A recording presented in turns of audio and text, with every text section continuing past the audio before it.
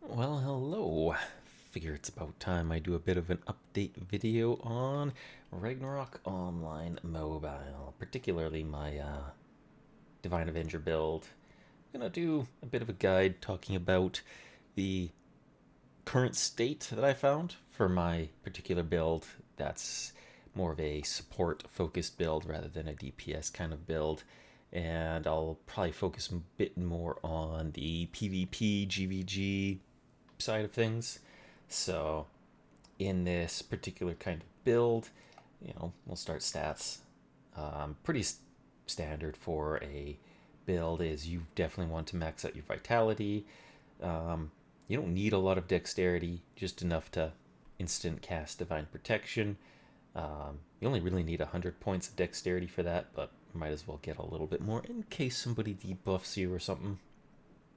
And some luck can be useful. I haven't really optimized my stat distribution because some of my decisions have changed over time.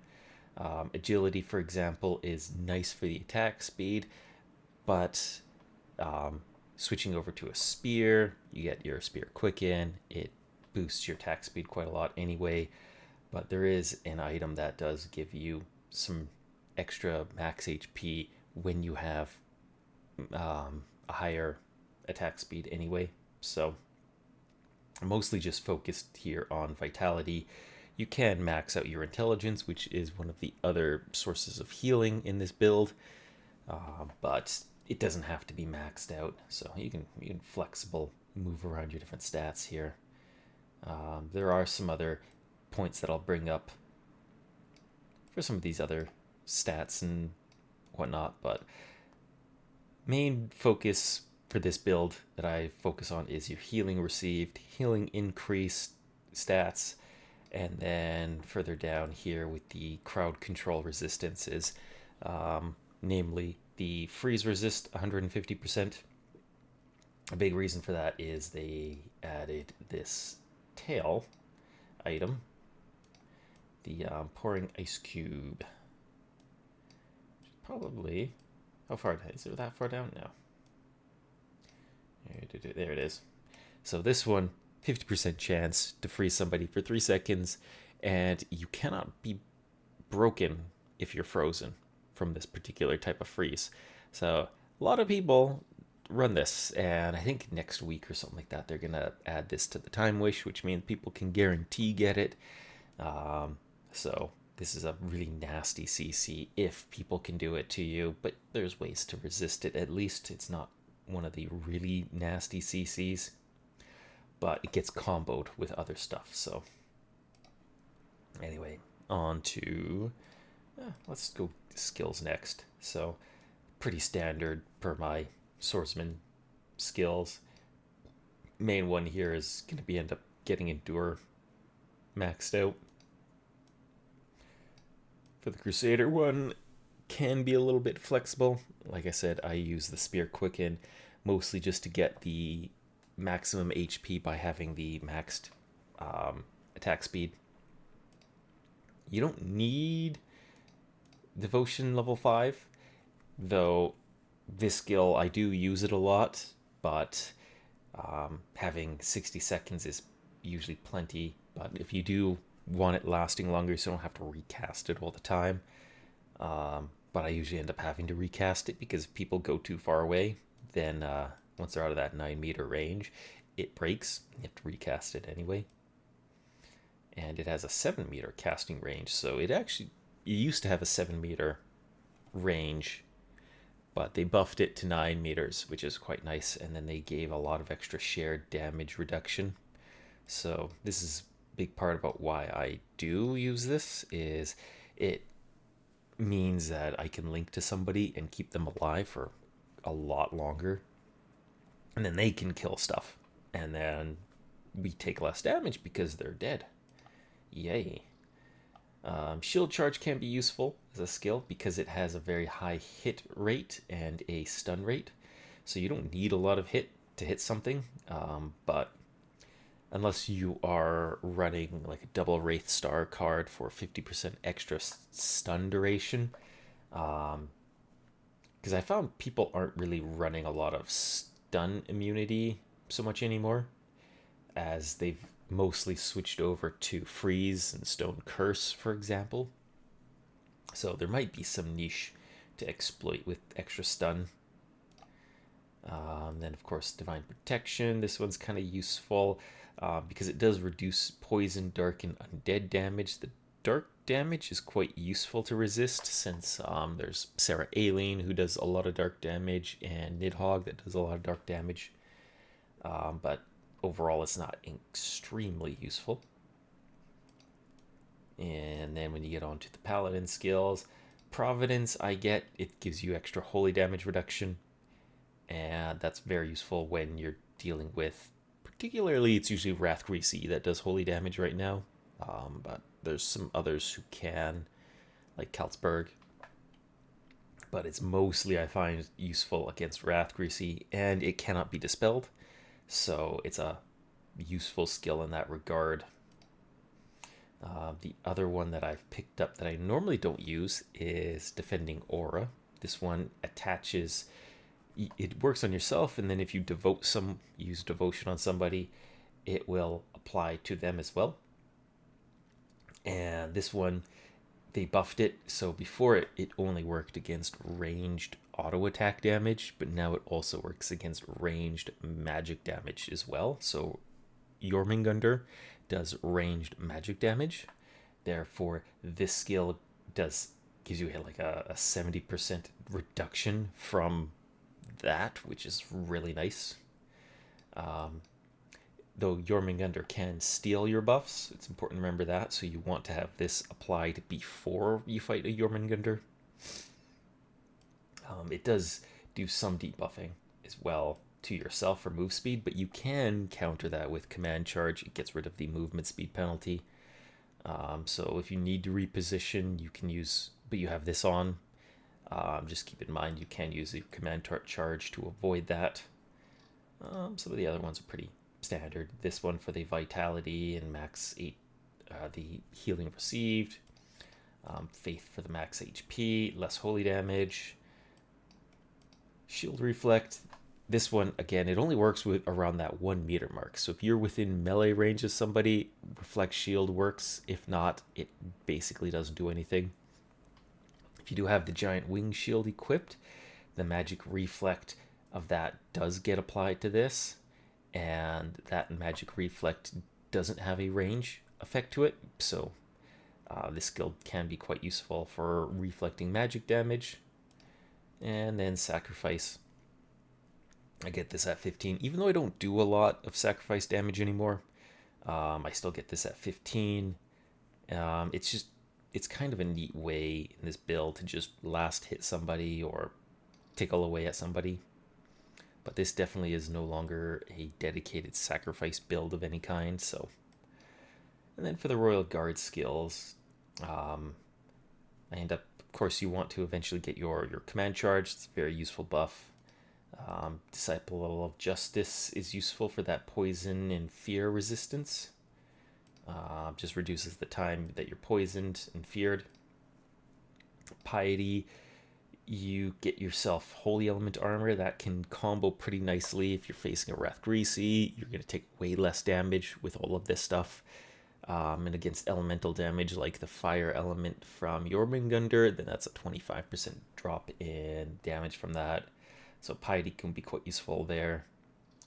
Battle Chant, definitely for this build, I want to max that out because it's one of my main heals. I can do about 1.18 million heal on my Battle Chant in PvP GvG.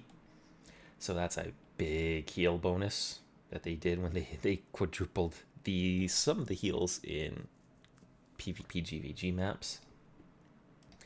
Inspiration, I did take a couple levels off of that one just to make my build work. It's not necessary. The extra hit and magic attack can be useful for some of the stuff, but not terribly vital. The +8, because it does give you extra base stats as well. So like it's +8 vitality, +8 intelligence. That can be nice. But yeah, it's not really a priority one to hold on to. as I end up wanting to go into Prestige and Fearless. They buffed Prestige so that it increases the attack speed reduction and movement speed reduction more. They gave it a bit of a buff there. And then Fearless applies to auto attack damage as well. So when it says normal damage reduction, that's auto attack damage reduction. And that works against both like Fenrir and against Jormungandr. And so this one is pretty nice for that. There is a rune that gives a attack speed reduction as well to people who hit you when you have this on, but I don't run that just because it takes up a rune slot. I use that for something else. And then when you're looking at your Divine Avenger skills in particular, the main ones to want for this particular build focus around Divine Protection, as anybody that you link to who come into your area 5 meters, any heal that you get shares to them. And so if I'm healing myself 1.18 million on my battle chant, I find it's about 450,000 on other people. And so that combines. So they get my battle chant heal plus the one that's added onto them. So they're at like 1.7 million heal in some cases. And then I've got all my other heals that I share. So in some cases, I can be healing people up to about 3 million heal per 2 or so seconds. Every time there's a tick of healing, other people can get up to like 3 million on themselves. It's pretty nuts. At least 2 million per like 2-3 seconds. That's a lot of healing. And then they also buffed Holy Light Barrier, as this one now, instead of just doing skill damage reduction, also does auto attack damage reduction. Again, very useful against Jormungandr and Fenrir classes. The more people in your Divine Protection link, the more of this you get. So if you have a full party with you in your Divine Protection zone, that's a 40% skill and auto attack damage reduction. So that is very strong. It does last for only 15 seconds and has a cooldown of 20. You can reduce that, like if you get Suffragium, for example, that will reduce this so that you can essentially recast it faster. Before it had, I think, a 30-second cooldown, so it took longer, but they buffed it quite a bit. So, and aside from that, Glorious Guardian, this is one of your other heals. This one triggers off of Auto Guard, drops this AoE on the ground based on int and magic attack, and that heal I've mentioned before, it gets tripled if your health is below 30%. And so this is a very strong one, in particular just because of it gets quadrupled already from PvP GvG now. So if you get down to that 30% point, if you somehow don't get one shot and you get down to that 30% threshold, you will, this'll, I think it can heal me for like 3 million, because it's at about 800k on myself, right? So this is still a really strong one if you can build for it and you hit that threshold. But generally, I'm not usually getting to that point, and if I do, I just end up dying. So just because if you fight against a whale, they're just gonna obliterate you. Not much you can do about that. There are some other skills that could be potentially useful, like Shield Press. This one, it can prevent people from doing auto attacks, but it has to hit, and it doesn't get hit bonuses. So that's kind of sad. Freedom Vow can still be kind of useful. It makes you immune to Immobilize, Stone Curse, Freeze, and Stun. So that, like, Freeze Tail, for example, this protects against that. It protects against some of the Stone Curse, but not, like, they gave Jormungandr an irresistible Stone Curse, so this doesn't work against that. So there's some annoying things there, but it's kind of useful to keep around just in case. But I would recommend relying on having gear enchantments and stuff like that to just to give you resistances, because immunity doesn't guarantee that you're actually going to be immune to stuff, because they added things that bypass your immunity. Similarly with like light cross, like with shield press, you have to be able to hit people to do your forced sit. So I don't rely on these two. Twilight, potentially a bit of a meme because it can apply a slow, but it's very easy for people to resist slow. So I mostly just focus on those support skills. Just be basically a bubble of damage reduction and healing. So as for my gear, in this particular build, I've decided to. I used to run my Death Cat cape a lot for the damage reflect, but recently I've switched over to this combo of using the coat because of the damage reduction, skill damage reduction. I was tempted to get something with magic damage reduction, but currently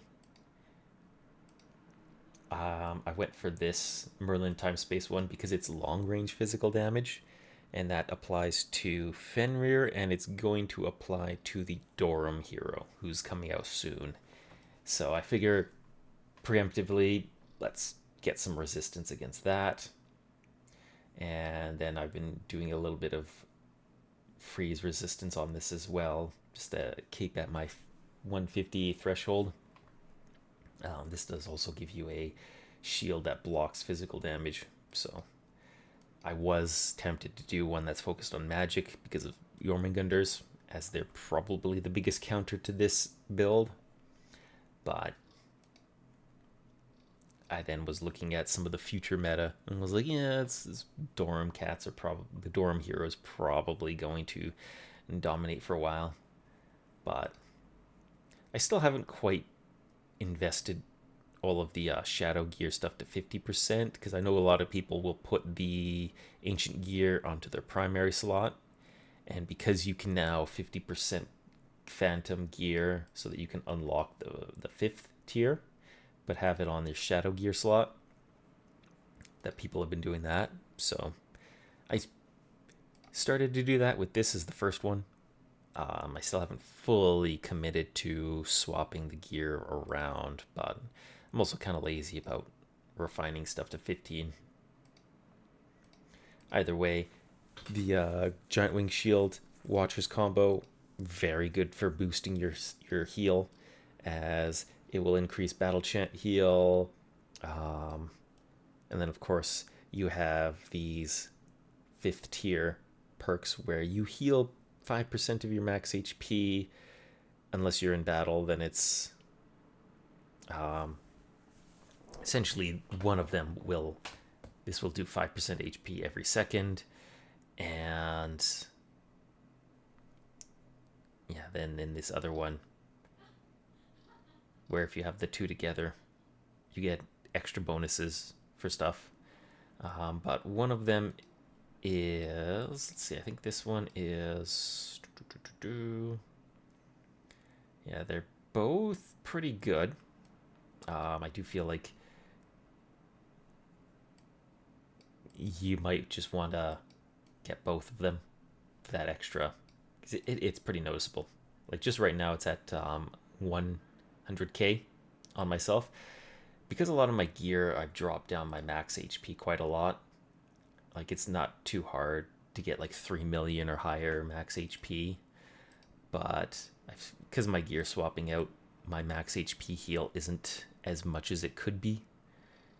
So that's why I was like, it's not amazing these heals anymore. Just though when you do go into PvP, it's going to get quadrupled, so that's like a 400k passive heal, which is still noticeable, and that does get shared to people that you are linked to. So you will be passively healing like 400k or so to people that you link to Divine Protection through. So it's not horrible, right? But more heal, you stack a lot of heal, it gets pretty high. That's why I was saying, like, for teammates, you can potentially hit like 3 million heal per like 3 seconds, right? Just from all the different types of heal that this build has. I do just generally throw a Therafrog card in to the armor. You don't have to. It's just a very general purpose card that I just decided to toss back in. There's a couple of others that you potentially could use depending on what you're up against. I have dabbled in like reflect stuff because you have some cards that, like the wind reflect or the fire reflect. Jormungandr's immune to reflect anyway, so that's why I've been kind of switching off of some of my reflect. But then Sarah Aileen came along and she can get reflected, so it's kind of up to the player, I guess. But with this build, you can definitely cater it and mix around, go for a reflect build or something like that. Or focus on damage reductions. But that's kind of like these first 3 tiers here. Of course, these ones I use for my ancient gears, just because it's damage reduction, elemental focus stuff. And then when you get down to like the shoes, I run my plus 15 St. Mary's on the main slot still. This one has if you hit an enemy in a normal state, you will heal. I don't really get much use out of that, but it's there, right? Occasionally I guess I'll hit somebody, but it's not guaranteed it'll trigger off of a normal status. And then I have these guys on just because it's extra max HP. I've been sacrificing max HP in other builds, so I decided, compensate a little bit, get some extra max HP just to help out in that regard. I'm still using the Martyr necklaces with an Osiris card, and then this one just has a Scarecrow. You don't have to use the Scarecrow. There's a couple of other options as well. If you need to do sight, for example, you could put a Horong into this one, or there's like a Dark Priest card or whatever, and that gives you extra healing bonuses and stuff. And then when it comes to the main weapon, Saintly Glaive, tier 5, definitely really powerful because you get auto-cast Battle Chant. If it's a level 15, it's auto-casting level 15 Battle Chant. Increases your Battle Chant by 15% too, and your command charge gives you a 15% HP shield. So this tier 5 is very powerful for this build, right? Really just boosts the heal and HP shield, and command charge is already a really good buff to use. So, and then I put double Hand of Light cards in there just to really stonk my heal up. In some cases, I sometimes feel like my heal gets a bit overkill, but that's kind of the point of this, is just being a bit of a meme. And then I'm currently running this as my headgear because it protects equipment from being broken, and yeah, that's mainly the reason for it. And I put Mentalist in there for fear immunity. I do have an Orc hero, so I could do the stun immunity, but people just don't usually stun. If anything, I'm more likely to get feared because a Jormungandr transforms into a snake, and then that causes fear. So, yeah, I just use that instead, so I don't have to worry about that. Marta could be nice because then that's silence immunity, and sometimes I'm getting silenced, but then there's like, I think Sarah Aileen has a silence that bypasses silence immunity. That's kind of potentially buggy. I don't know. That was weird. I haven't fully looked into what was going on with that. So that's part of why I don't have the Marduk card, but it could be useful, especially if you're up against priests, because priests can counter you pretty well. They'll usually cast Deny and stop you from being able to use items. And then that has a bit of a silence applied onto it as well. So for face, I'm running the Shy Reindeer for skill and auto attack damage reduction. Dragon Velvet for auto attack damage reduction, as both of those are pretty nasty because Fenrir and snakes. And then this is a GvG back item. This will give you even more healing bonuses, and damage that you take turns into heal. So 20% of the damage turns into healing for teammates in 5 meter radius, and 10% of the damage heals myself, right?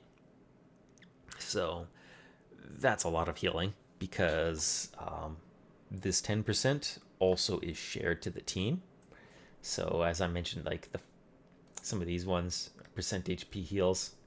So then I'm getting another percent HP heal whenever I take damage. So this one also gives you some damage reductions too. So very nice. And then the tail is max HP plus healing bonuses. And again, I put that on just because I'm kind of short on max HP. So I figured this is just an easy pick. And I got a blasphemy 4 roll on it. And it's a +6, so figured might as well. And then, because I moved over to this tier, might as well. I've got the Crow Staff in the Oracle Mirror slot, so that is a lot of healing increase just from this item right here. This definitely is a big boost to this particular heal build. And then this armor for the freeze resistance. And then I'm still running just a blue Valkyrie Blessing for the extra int and vitality and the magic attack.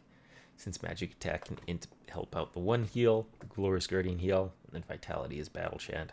So if you were to look at what other potential relics you can use, I might as well dabble into that. I have no idea if I'll even be able to get some of those purple ones. I'm kind of close to some, but like currently, I'm almost able to get the Braggy Mead. Yeah, we just need the Yggdrasil Amber. This one, if you do get it with this extra line, it prevents buffs that you apply to teammates from being dispelled. And since a lot of my stuff is buffs to teammates, this has some appeal to it because like Devotion, for example, can get dispelled, Battle Chant can get dispelled, and so this would mean that my teammates, at the very least, my buffs work on them. Even if I get dispelled, I'll die, but whatever. I've kind of accepted that fate. But it does feel like it's not completely really powerful, especially because Black Hole can remove your buffs even with this protection. So the other one is Spiritual Blade. This one's probably even harder to get because you need this item. And just like, how do you get that one? But I'm actually, just from luck, I managed to get like this mistletoe item, so I'm kind of close to getting that one, but I doubt I'll probably ever get that. But this one is very powerful because HP loss is reduced by half. And there's a lot of HP loss damage in this game, and a lot of it is very nasty. So this is probably a better item in terms of this build particularly. And there's one of the other reasons for that is I'll go over to the rune box actually. And in the arcane rune slot, you have the Tai Chi rune. And this will convert damage to health loss, to HP loss. So that, I actually forgot. Does that apply to stuff you get from yourself? I think there was some detail in that. So it might not actually work for this. Okay, so effectively only in PvP GvG.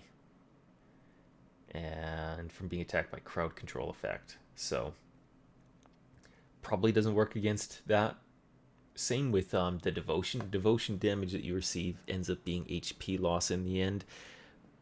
So I don't think this actually works against damage you take through devotion or damage from the Tai Chi rune, right? So pretty sure this doesn't work on that, but either way, right? Being able to convert some of the damage into damage that you receive over the course of 3 seconds. I'm getting healed within every 3 seconds. So this helps to like give time for your heal to kick in, right? And then this one is my HP is below 50%, I get less final damage. And then this one is when your attack speed is 480, you get extra move speed and max HP. So that's why I run these three. There's, I think it's the yeah, the Galaxy Rune, potentially also a good option just because it prevents some of your buffs from getting taken or dispelled. So that one's a good option as well. But yeah, I've just been running these two as they have a pretty good synergy together. As for the rest of the runes in here, I did remove my one of my sacrifice runes. I just have this one with the +3 sacrifice attempts.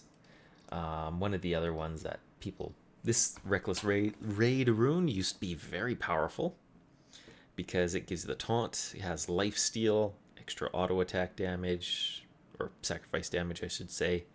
So this rune definitely used to be really strong.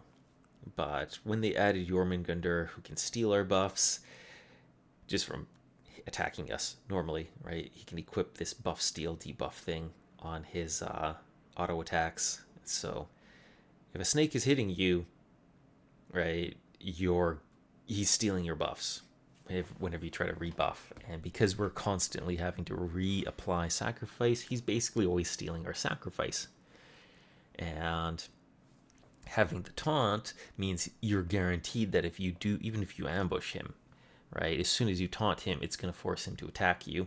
He's going to apply the buff steal. You can't recharge your sacrifice charges. So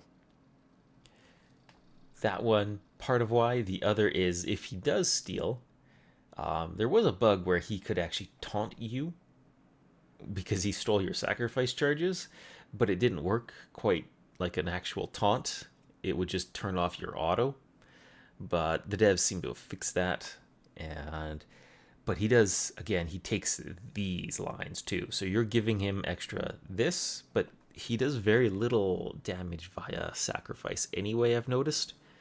So the main one though is the lifesteal, right? Having, like in this case, 14% lifesteal added onto his attacks is really powerful. Usually you just see him full heal off of just stealing your sacrifice buff. So I took it off to get rid of the lifesteal. And I do keep this one on because this gives it about 7 charges. And he actually still loses health from attacking people. And because we took away the lifesteal, when I've tested it a couple of times, basically the snake loses like half to like 2/3 of his health just from stealing sacrifice once. And because he has such a fast attack speed and he's hitting so many people, his health is pretty much just gone instantly.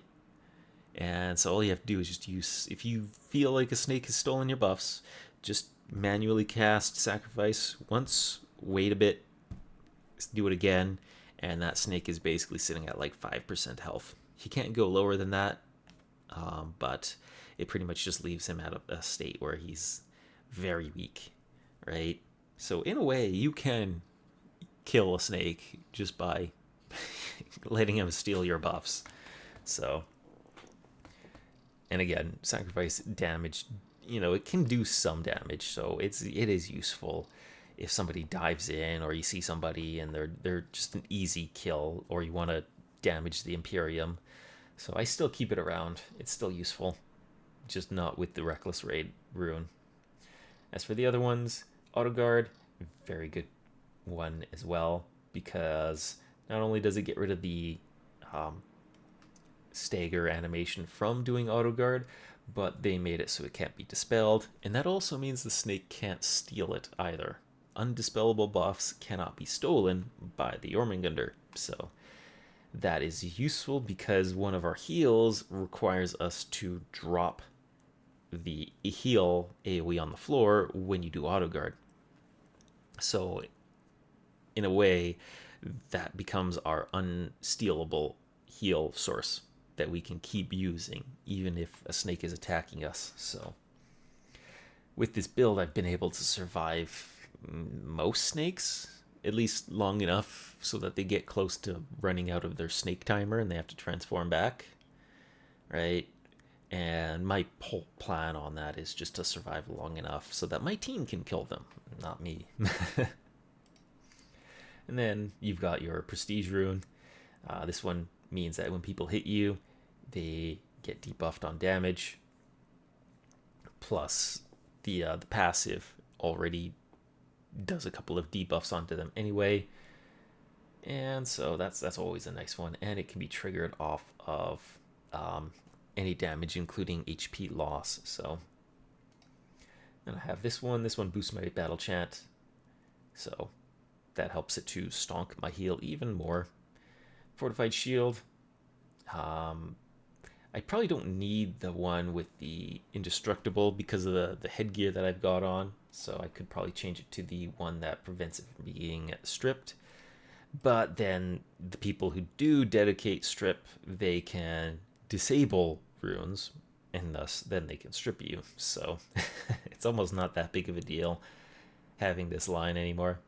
So like that first line's probably your priority at that point. And then you have Steel Protection. King's Guardian got buffed a lot.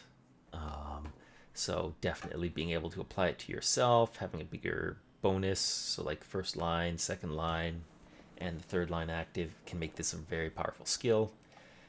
I did forget to go into some of the detail about King's Guardian, so might as well.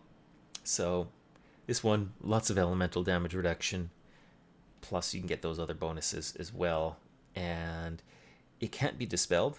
So this, again, works even if a snake is attacking you or you've been dispelled, right?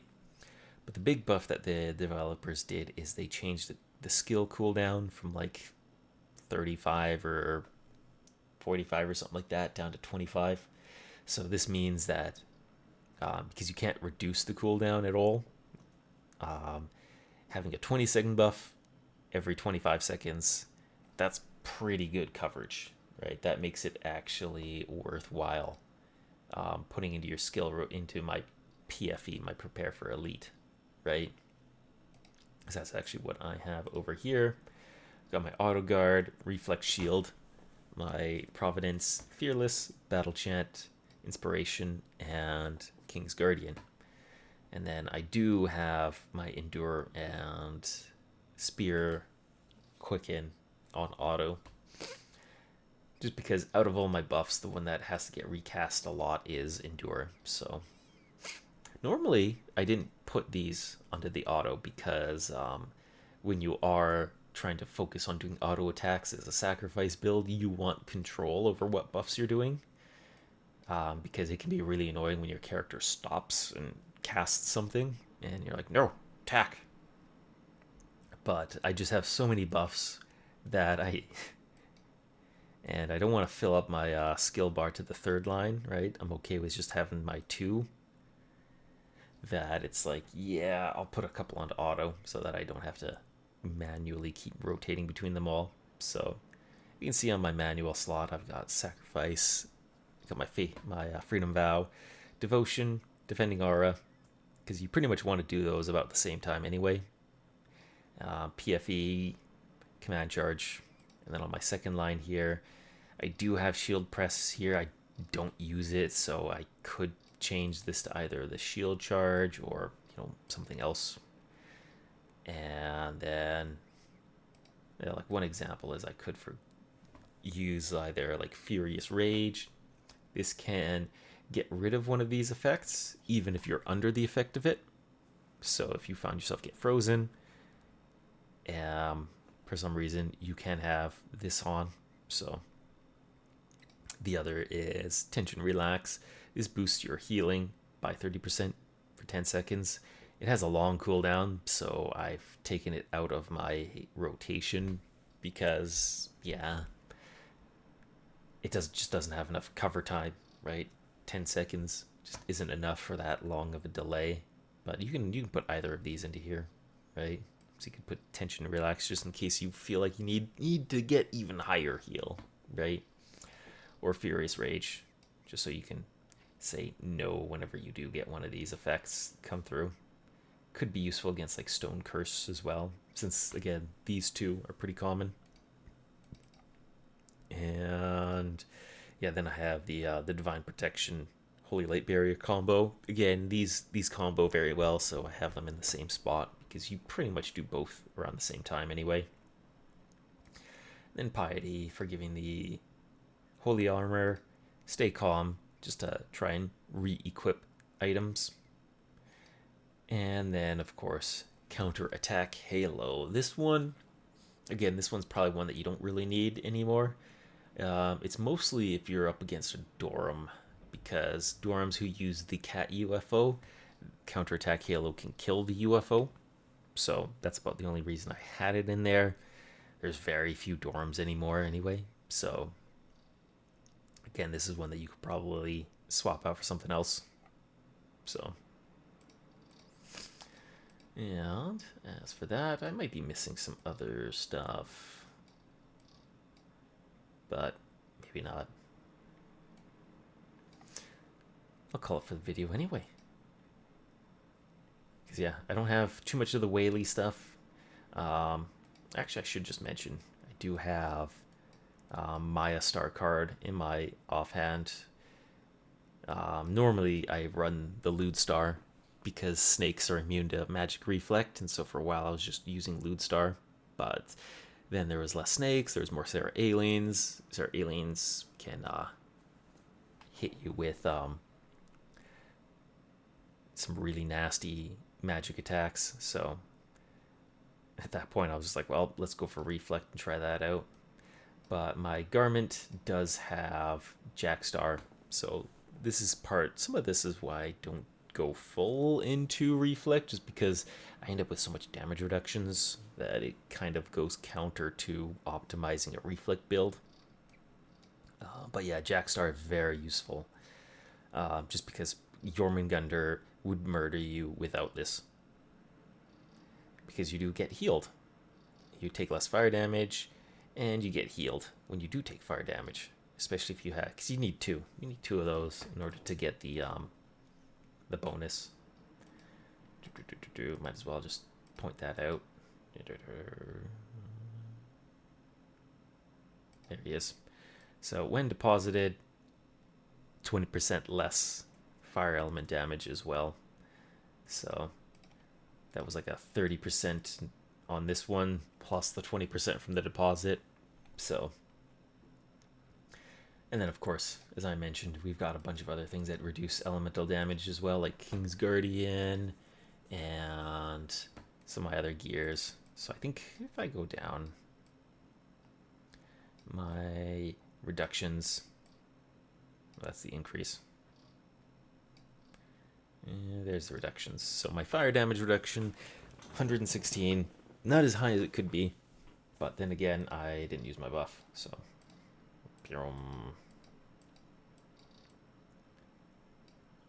we go, 144, so almost 150. My holy reduction, 110%, and then that's not even with me using piety, right? So got lots of reductions.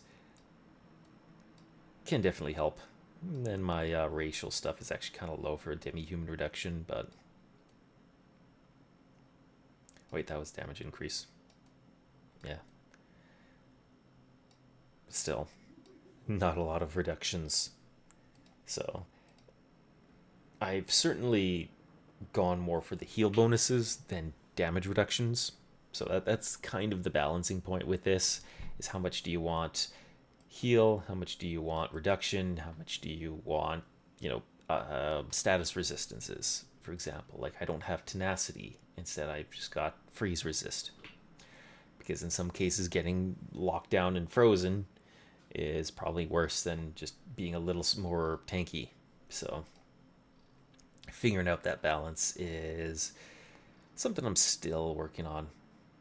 But then they add a new class, and then the new class shifts around the meta. So this is where I'm currently running. But yeah, that'll be it for this video. Take care.